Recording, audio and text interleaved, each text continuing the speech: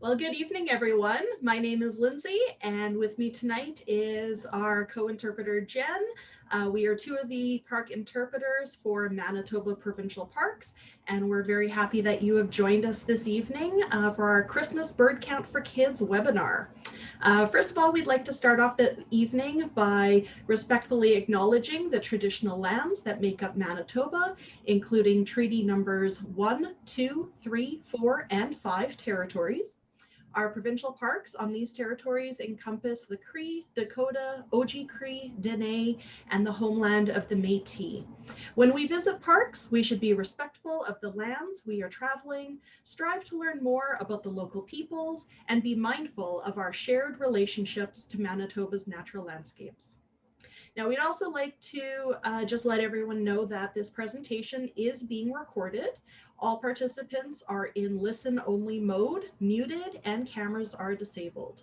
Over the course of the webinar, please use the chat box for comments, or if you have any questions, please type them into the Q&A on the Zoom window, and we will strive to answer as many questions as we can towards the end of the presentation. So to get us started, we're going to learn tonight a little bit about the Christmas Bird Count for Kids program. Now, this is North America's longest running citizen science project. This project encourages children and their families to learn about the birds we see in Manitoba during the Christmas season. Now, the information collected by thousands of volunteer participants forms one of the world's largest sets of wildlife survey data.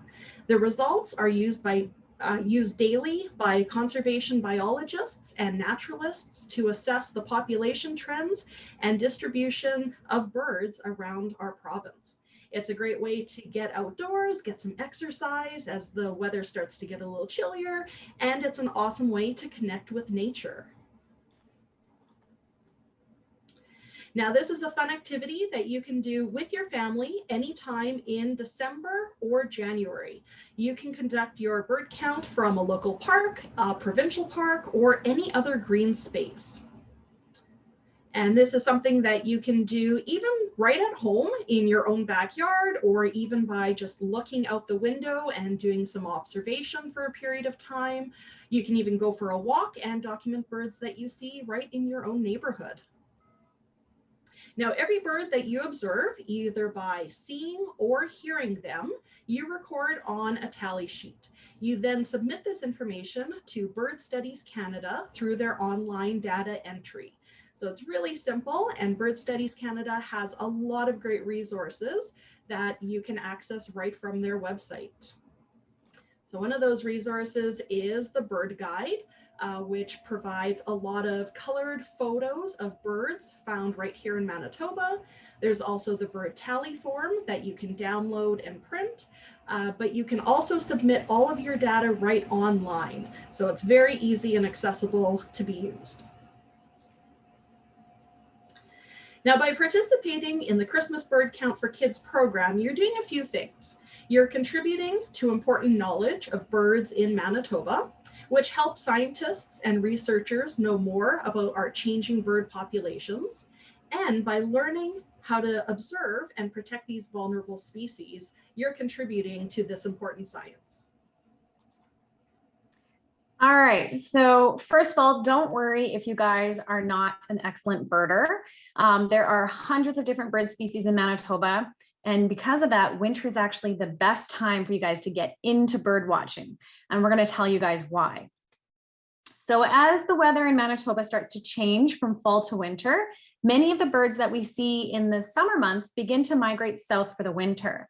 And a lot of the time people think that this is the reason, the reason why birds migrate is because it's so cold and they're going to freeze to death. And that is partially true. A lot of the birds that migrate are not adapted to surviving the freezing temperatures we get in Manitoba. And unfortunately, they all can't have these delightful little scarves and toques that this guy has here.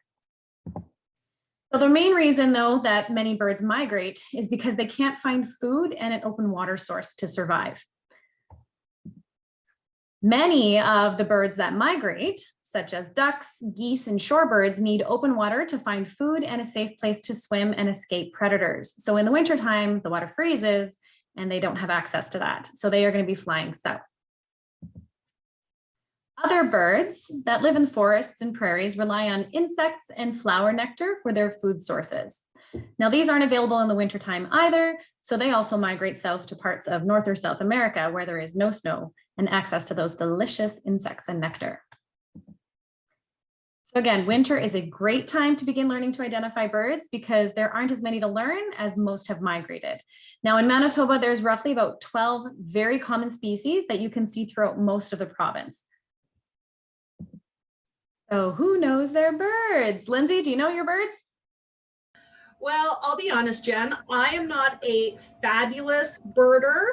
I actually find bird watching to be a little bit challenging because birds don't sit still. They're constantly moving, and every time you try to get close enough to them to get a good photo or to look them up on your phone or in a guidebook, they take off.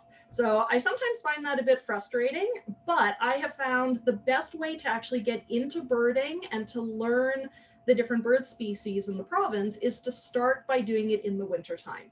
Because there are so much less birds in the winter, it's a lot easier. There's not as many that you have to try and focus on. And the ones that you do see, you tend to see them more frequently. So it's a lot easier to start off getting into bird watching and starting to learn your birds in the wintertime. So this is the time to get started.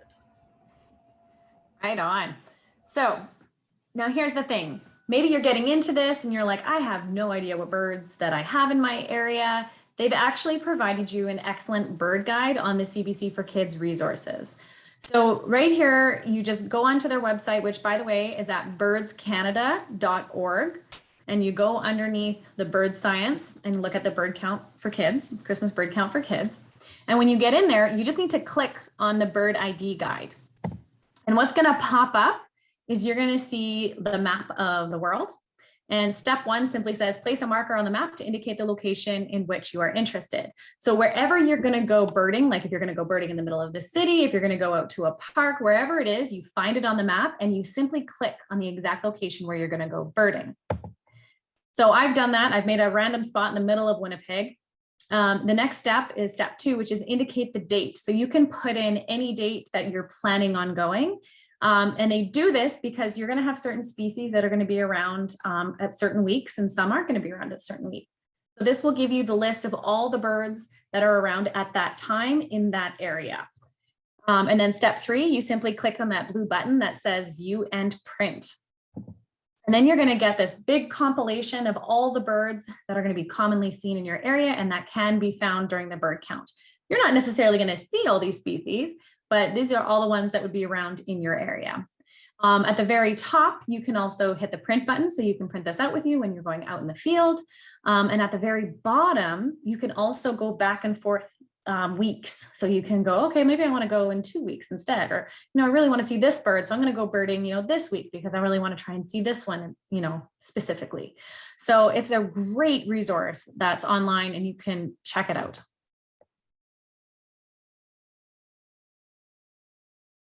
Lindsay's going to now talk to us about some of the common and exciting birds that are found in Manitoba here in the winter time. Yeah. So this is the exciting part. We're actually going to spend some time together learning about the different birds that you might see throughout Manitoba and also hearing a few of their bird calls. So the first one is our black-capped chickadee.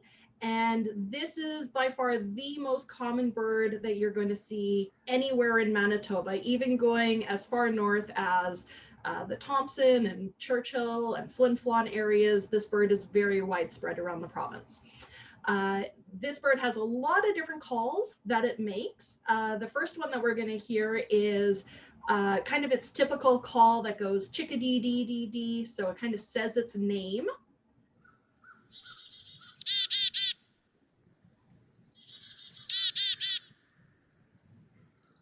And then the other call that's really common to hear from the black-capped chickadee is one that kind of sounds like the word cheeseburger. And this is actually the mating call that you often hear in February and March.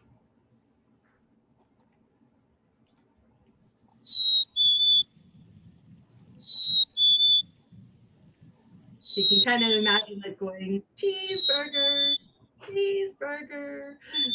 So this is a really common bird that you are very likely to see all around the province of Manitoba. Our next bird is also quite common. There's two different varieties of this. This is the white-breasted nuthatch, or there's also the red-breasted nuthatch. So you can see there's a little bit of color variation between the two. This bird also looks similar to the black-capped chickadee. They're similar in size, but the beak is a little bit longer than the black-capped chickadee. So this bird is really good at digging out insects from underneath the tree bark. But the other really distinguishing feature is this bird really likes to go kind of head first down the tree. So you often see them on the trunk of a tree going head first down the tree, whereas chickadees like to kind of more like perch on the branches of trees. They don't really go on the bark or the trunk of the tree as much. This bird I often think sounds kind of like a monkey in the forest or in the jungle. So we're going to listen to its call. Kind of sounds like he's laughing at us. All right, and another bird that is also very common throughout Manitoba is the blue jay. This is a really easy bird to identify because of those bright blue feathers. And when it makes its call, it's kind of really squawky sounding.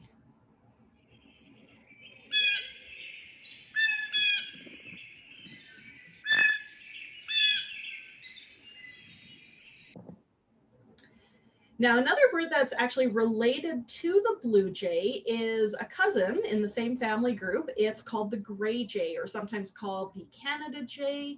It also has the nickname the whiskey jack. This is a bird that's really common in northern Manitoba, as well as the eastern part of the province. So if you go out around the Whiteshell area, you very often see whiskey jacks or gray jays. They will actually dive bomb you for your food. So if you have, you're having a picnic lunch, they are not shy at all, and they will try to get your food away from you.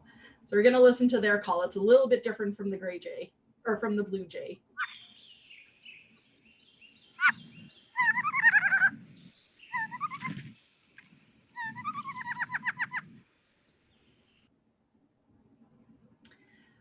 All right, and our next bird is called the common redpoll. These are really pretty little birds. They're similar in size to our black-capped chickadees, but they have this really bright yellow beak and this really pretty red crest on the top of its head.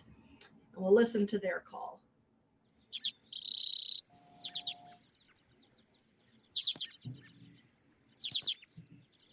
So it's a call that you're probably familiar with hearing. You may have even heard that in the forest, but because of their color, they really blend in well. They really camouflage with the trees. So sometimes we don't always see them, but we hear them.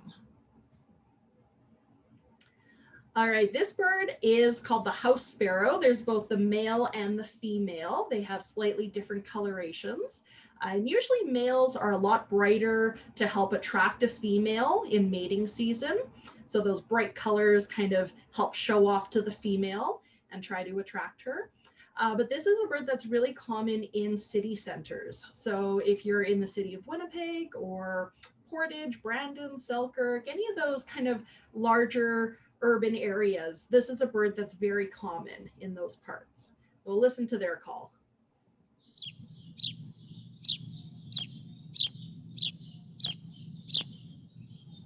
I definitely recognize this one. Yeah, and again, because of their brown and gray coloration, they often blend in. So you probably hear them maybe more than you see them. All right, this is another bird that also blends in really well with its surroundings. This is the dark-eyed junco, and it's really easily determined by that big black eye that it has, and a little bit of a light gray rim around the outside of the eye. So listen to their call.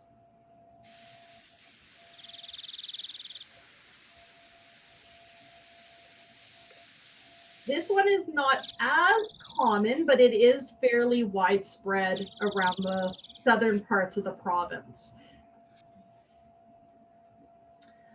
All right, now this is the pine grosbeak. This is one of my favorite winter birds to look for just because they're so bright and colorful. The male is the bright red, and then the female, I think she's also very pretty. She's got this pretty kind of golden grayish brown color on the top of her head and the back of her feathers. And they have a really pretty call as well.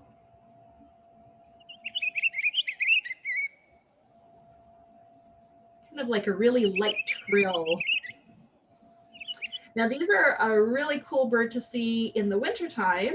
Back to our grosbeaks there for a second, Jen. These birds often go further up into northern Manitoba in the summer, and so we don't generally see them down in southern Manitoba as much in the summertime, but we tend to see them more in the winter. So they do kind of a shorter migration down to southern Manitoba in the wintertime. So it's a great time to look for them now in the winter. All right, our next one is the American crow. And this is a bird I bet you everybody has seen at some point. They're very common around the province. However, if you do go further north, you're more likely to see ravens, which are quite a bit larger than crows.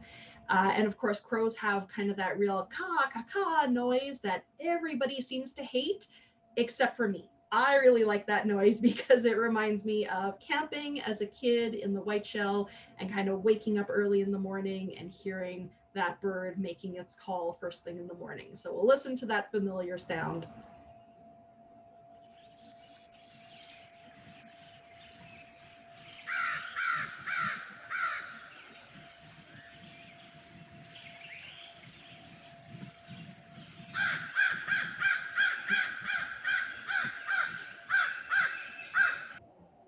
See, that just sounds like my childhood right there.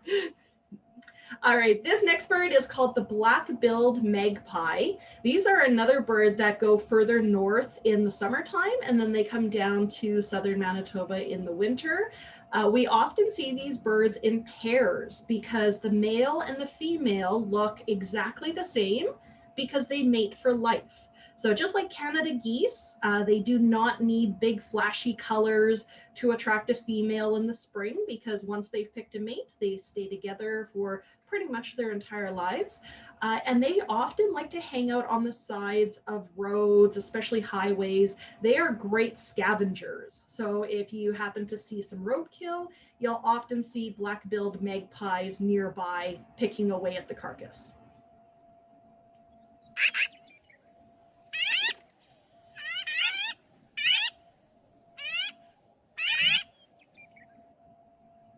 Almost like a little kazoo sound going on there.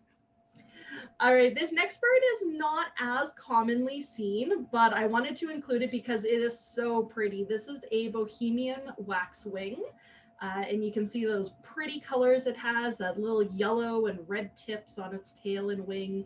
And so they're not as common, but if you do get to see one, they're really, really cool. They're about the same size as a blue jay. It's a little bit larger.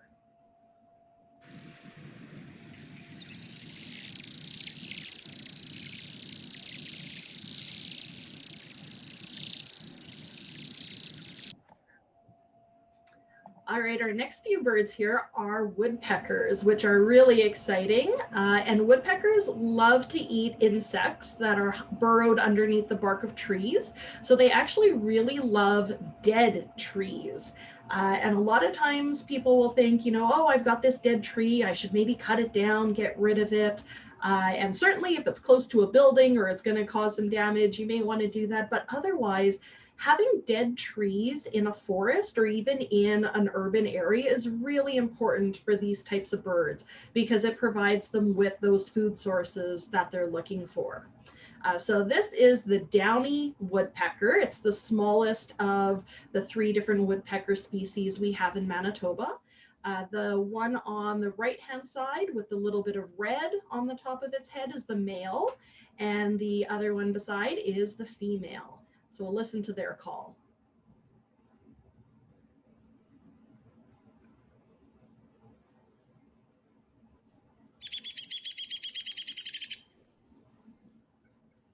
And again, I always think this one is kind of laughing at us in the forest.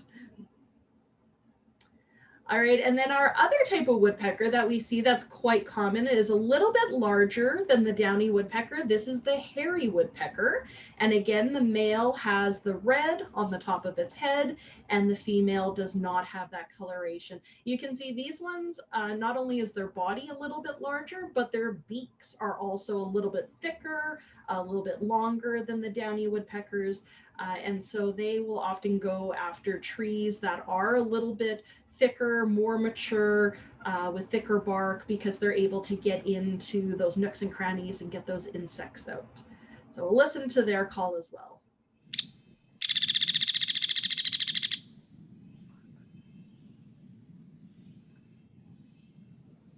All right, and our next couple birds are in the grouse family. So this is a ruffed grouse and a spruce grouse.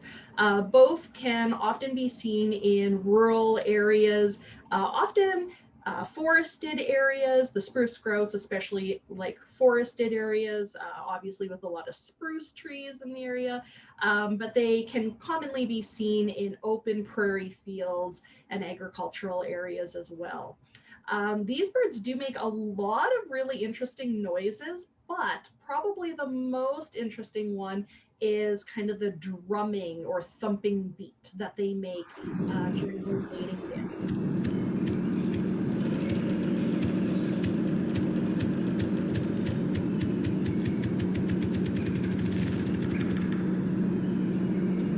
So sometimes you have to listen really carefully for that. I know in the Birds Hill area, we do often hear those sounds, but sometimes they get covered over by the sound of the highway. So sometimes you just have to listen very carefully for them. They're often heard, but not always seen. All right, and our next bird is, again, one that's not very often seen, but is very exciting when you do see it, and it's a snowy owl. So this is one of 12 different owl species that we see in Manitoba. Snowy owls tend to live further north in the spring, summer, and fall months, but sometimes come down to southern Manitoba in the winter time. And the females are very distinct from the males. So this is a female in the photo, and you can tell because she has those little brown spots on her feathers and her wings. And that helps with camouflage in the springtime because they actually nest down on the ground.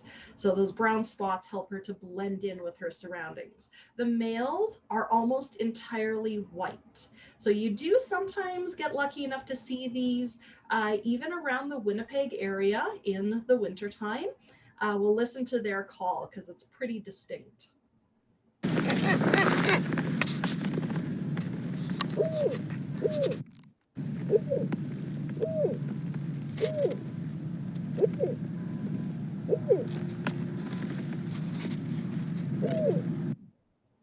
And again, owls make a lot of different calls, but that one I always kind of think sounds like your typical owl, like it's just calling whoo, whoo.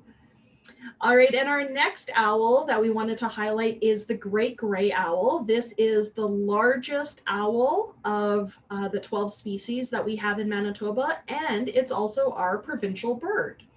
We'll listen to their call.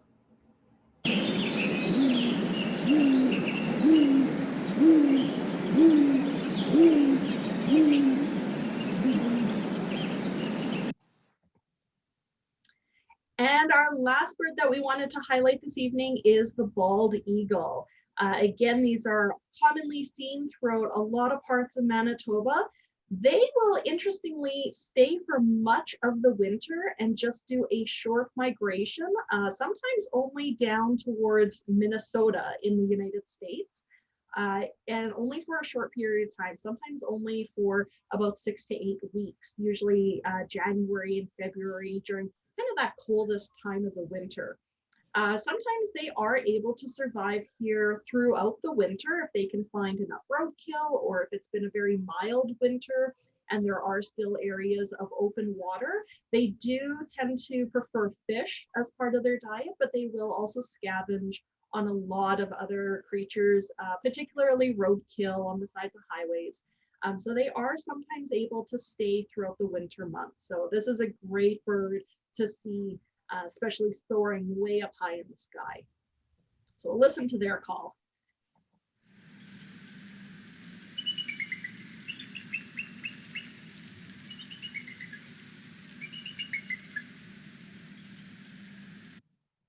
And yes, that little tiny chirping noise, that was the bald eagle. So a lot of times people think that the bald eagle has this big, majestic sound that comes out of it, but it really doesn't. It's just this tiny little chirping noise. The So sound everyone, oh, sorry, Lindsay, I was going to say that the sound that everyone thinks is the bald eagle is actually the red-tailed hawk. yes, one of the movie production companies, I don't know if they still do, but they used to have kind of the bald eagle and that sound as part of their kind of slogan and logo. And yeah, it's not actually the bald eagle's call that was used for that recording at all. So now that you've learned how to identify the most common winter birds that you may see in Manitoba, you can go out and participate in your own Christmas Bird Count for Kids program and submit your observations to Bird Studies Canada. So again, all it takes is spending some time outdoors, recording your observations, whether they're birds that you've seen or you've heard, and you can record that information on the tally sheet and then go online to Bird Studies Canada and submit that information. So it's really, really simple. Now, if you're looking for opportunities to join a larger group, maybe you'd like to come out with an interpreter and do some exploring in one of our Manitoba provincial parks, you're more than welcome to join us. We are going to be having some interpreter-led guided hikes in our parks over the next month. And this is a great time to come out and learn more about our winter birds and also participate in a Christmas bird count program. So to register, you can go to Manitoba Parks on our Facebook page, or manitobaparks.com is our website. And if you look under activities and interpretation, that's where you're going to find all that information about our interpretive programs. So the guided walks and interpreter-led programs that we have coming up, we have one in Birds Hill on Saturday, December 4th. That's this weekend coming up from 1:30 to 3:30 p.m. on Nimowan Trail. So we'll be meeting at the interpretive workshop.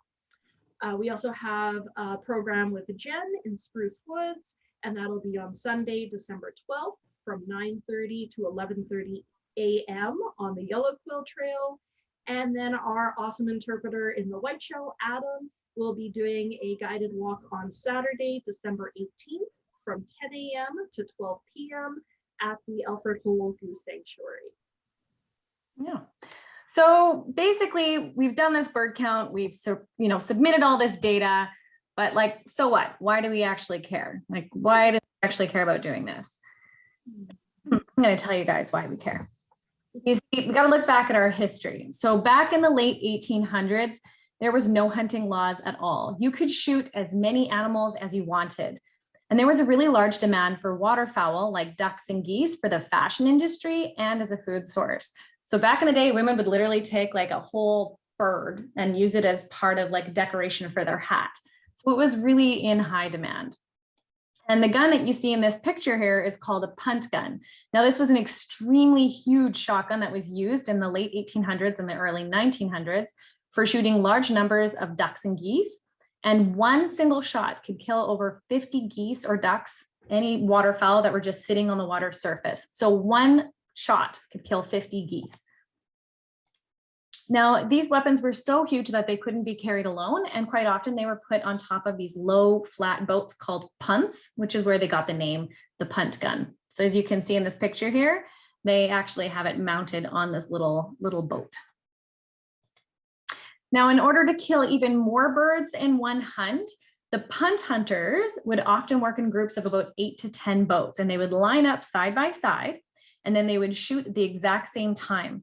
And when they would shoot at the same time, they could end up wiping out an entire flock of waterfowl with just one shot. So you can see here quite a few images of the amount of, haul that they're getting from going out hunting. At least the one on the right looks like they used smaller guns. But as you can imagine, there was a massive decrease in bird populations in this time. And in the worst case, they actually had one species go extinct, and this is the passenger pigeon. However, all hope was not lost because outrage over the loss of millions of birds actually led to the foundation of the Audubon Society, which was started by Harriet Hemingway and Minna B. Hall. And they started the Massachusetts Audubon Society in 1896. Now, fast forward a few years, in the year 1900s, one of the members of the Audubon Society, his name was Frank M. Chapman, he actually launched the very first Christmas bird count. So this was Audubon's all-volunteer holiday census of early winter bird populations. And it was an alternative to the traditional Christmas side hunt. And this was when hunters competed to kill as many birds and mammals as possible. So it was kind of like a great way to take this great hunt and turn it into a conservation effort. Now, to learn the story of the amazing Audubon Society, let's watch this really short video I have for you.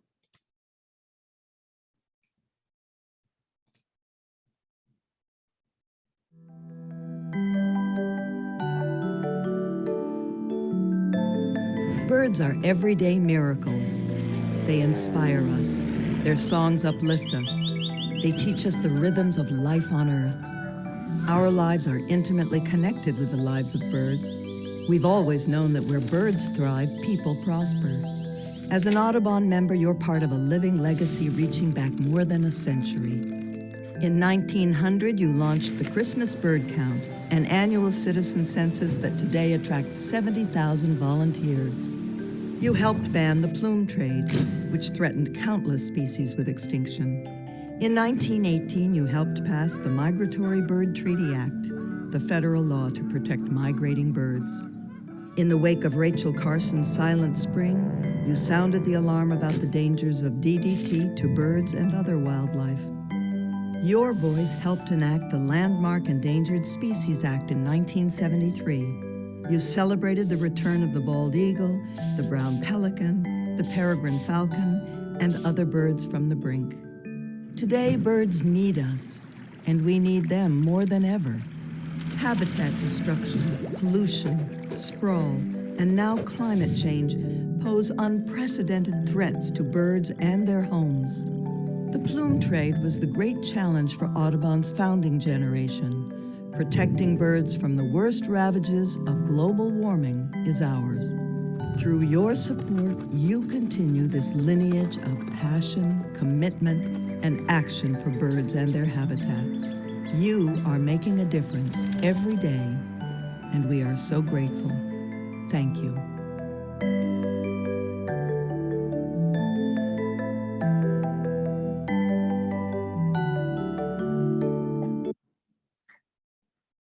That was a great video.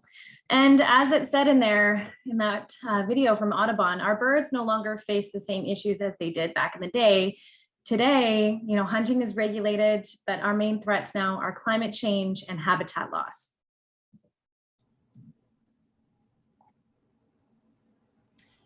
Yeah, so there's a lot of things that can be done to help birds today. One of the things is you can help provide food for birds by making a bird feeder. Now, this can be done at home. This can be done using natural food sources, but also recyclable sources as well. So sometimes we like to use things like toilet paper rolls or milk jugs. The key is to make sure that they are clean and safe for birds and other wildlife. But and another thing is to make sure that they're safe for us for handling as well. So if you have nut or peanut allergies in your family, you might want to double check ingredient lists on birdseed packages, because a lot of times they do contain peanuts or other nut products. You also want to make sure that in the springtime, you are removing your bird feeders so that you're not attracting other critters like skunks, raccoons, and bears, even mice to your property. So that means even cleaning up any bird seed that is left behind on the ground in the springtime. And we also really want to encourage people not to be hanging up bird feeders in provincial parks or other park spaces. So that could even include city parks or community parks in your area. And part of the reason for that is that birds in natural settings have all the natural food that they need to survive, even in the wintertime. So bird feeders that are put up in park settings usually get taken down They sometimes become garbage or debris in our parks, and so we need to remove them for that reason. But the other reason is because once that bird feeder becomes empty, if it's not getting refilled on a regular basis, those birds start to become habituated. So they start to learn the habit of associating a bird feeder with a food source. And once that bird feeder becomes empty, they've kind of lost that food source, but they've also lost that natural intuition to go out and find their own natural food. They start to rely on humans to provide food for them. So we really want to discourage hanging bird feeders in provincial parks, because in park settings, birds have all the natural food that they need to survive. Now, another thing you can do is if you are going to hang up a bird feeder, we encourage you to do it at home. This way you can refill the bird feeder as needed. You can monitor the birds that are coming to visit your feeder on your own property, especially if you're in kind of more of a city or an urban area. Birds may not have as many food sources in those urban settings. So a bird feeder at home is a much better location than bringing it out to a park.